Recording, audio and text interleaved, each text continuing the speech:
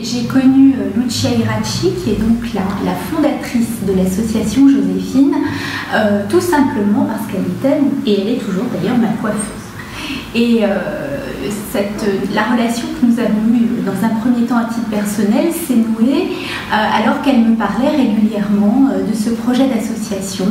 Et c'était devenu un petit rendez-vous entre nous. À chaque fois que j'allais me faire couper les cheveux, je lui demandais des nouvelles de l'association. Et j'étais vraiment très touchée, à la fois par son histoire et par son projet. C'était d'autant plus touchant pour moi que je fais du droit du travail, et je conseille des entreprises, et qu'à un moment de ma vie, je me suis aperçue que je faisais plus de restructuration et donc en conséquence, j'intervenais dans des procédures de licenciement collectif que dans des questions plus constructives comme les embauches, les accords, des accords qui pourraient bénéficier aux salariés. Et donc, à un moment de ma vie, je me suis dit, professionnellement, je fais des choses qui ne sont pas tout à fait en cohérence avec ce que je suis. Et je trouvais que ce projet qui consistait à aider les femmes à se réapproprier leur image pour pouvoir aborder plus facilement le monde du travail, c'était un projet auquel j'avais envie de participer. Donc un jour, j'ai proposé à Lucia, je lui ai dit, écoutez, une association, ça a besoin de conseils juridiques, et si un jour vous avez besoin de conseils juridiques, eh bien, je serai là pour vous aider.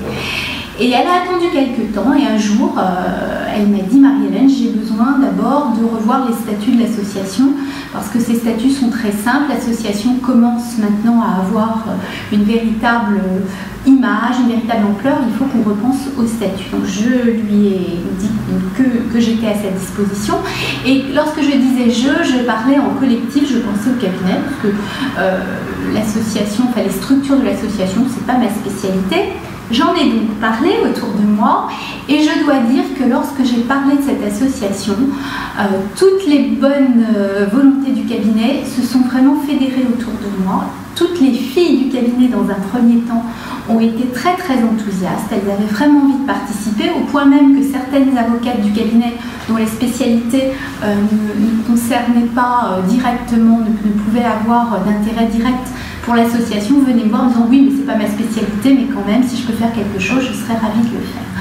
Au point que le cabinet a commencé donc à intervenir à la fois en conseil sur les structures de l'association, mais très vite à revoir les conventions de partenariat, à faire du droit du travail avec l'embauche des premiers salariés, à examiner, lorsque la question s'est posée, des questions fiscales. Donc finalement, la quasi-totalité des départements a été amenée à collaborer et à travailler autour et pour l'association.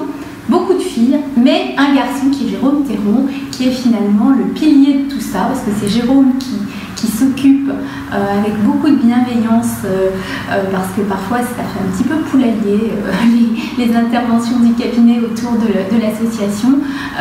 Jérôme, c'est le garant de la structure, c'est lui qui organise les assemblées, c'est lui qui convoque et qui prépare tous les documents relatifs aux assemblées, à l'assemblée générale, au conseil d'administration, et qui donne aussi des conseils sur la structure de l'association.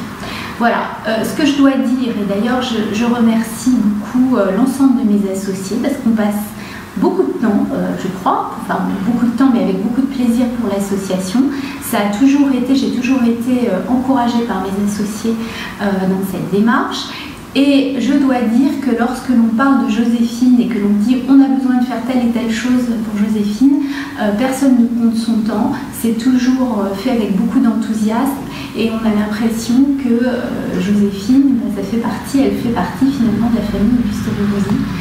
On a quasiment personnifié cette association, et donc voilà, je crois qu'on est très très fiers de la porter.